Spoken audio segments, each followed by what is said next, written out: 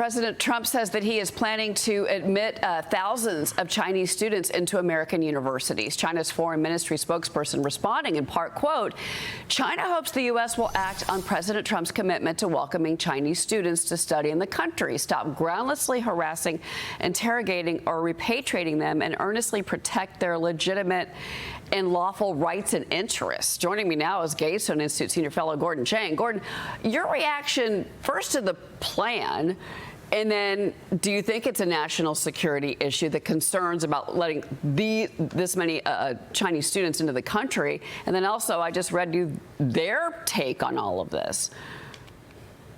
Yeah, there are two major concerns that we should have about admitting 600,000 Chinese students.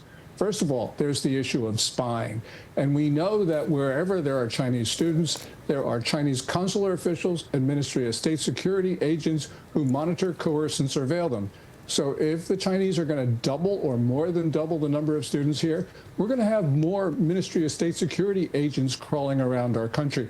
And I didn't hear President Trump talking about increasing the budget of the FBI, which is already overwhelmed by the Chinese. But even more important is that every spot taken by a Chinese student is one fewer spot for an American. And the primary mission of America's educational institutions must be educating Americans. We know the Chinese go in for STEM topics, science, technology, engineering, mathematics. And that means those spots are denied to Americans. And that's where we need to educate young Americans.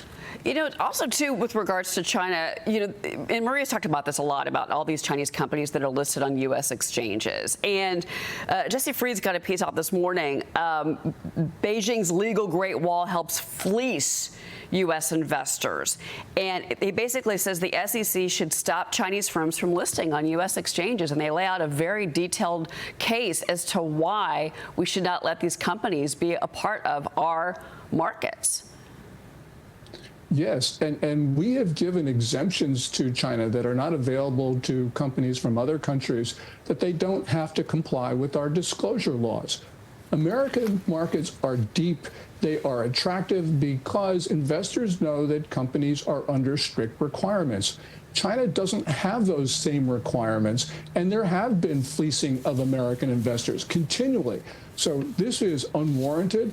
And I think that at this point, we should just toss those companies out. We got to remember, many of them are tied directly to the military, and the others are tied indirectly because China runs a unitary system where all companies must comply with the demands of the Communist Party and the Chinese military. Okay, yeah, no, again, it's a great piece. I encourage our viewers to go through it today. I want to ask you about India, because India's Prime Minister Modi is going to be meeting with Xi Jinping on Sunday on the sidelines of China's SCO summit.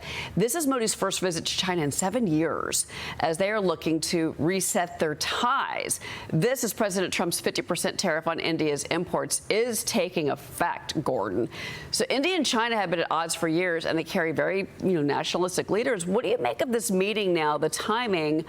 In particular, as we've also seen, India refuse to stop buying energy products from Russia. Yeah, India is moving closer to China because they're unhappy with Trump administration policies. First of all, there is the obvious tilt toward Pakistan, which is India's enemy, but also because on August 6th, the Trump administration imposed that additional 25% tariff on India for buying Chinese oil, and we did not impose that same tariff on China, which buys more Russian oil. So really what we have seen in recent weeks is India scale back its purchases of Russian crude and China taking up the slack, and there's no cost on China. So India is justifiably upset at us. But, eventually, China and India cannot have an enduring relationship as long as the Communist Party rules China, because the Communist Party claims large parts of Indian territory as its own. And that is the ultimate problem for India-China relations. Yeah, well, again, this meeting, and of course he's going to China. Xi Jinping seems to not want to leave China. We've talked a lot about that. President Trump wants China to participate in trilateral denuclearization talks with Russia. President says that Russia is willing to negotiate. Watch this. We are the most powerful nuclear country in the world by far. Russia's second, China's third. China's going to catch eventually, 5 or 6 years. They're working to catch. One of the things we're trying to do with Russia and with China is denuclearization. And it's very important. I think the denuclearization is it's a big aim, but Russia's willing to do it, and I think China's going to be willing to do it too. China reacted to Trump's remarks yesterday. Here's what they say: neither reasonable nor realistic to partake in denuclearization talks. Gordon, your reaction. China has consistently stiffed the United States. We have wanted them to come and discuss arms control, which is what I think President Trump is talking about when he says denuclearization.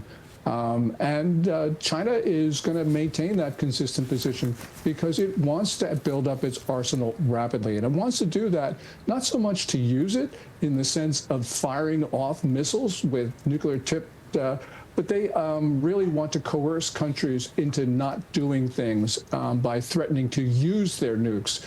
And we have seen China do that, especially since 2005. And again, there were a lot of threats in 2021 and 2022 to use its nuclear weapons. So China is not going to talk with us seriously, and maybe not at all, about arms control.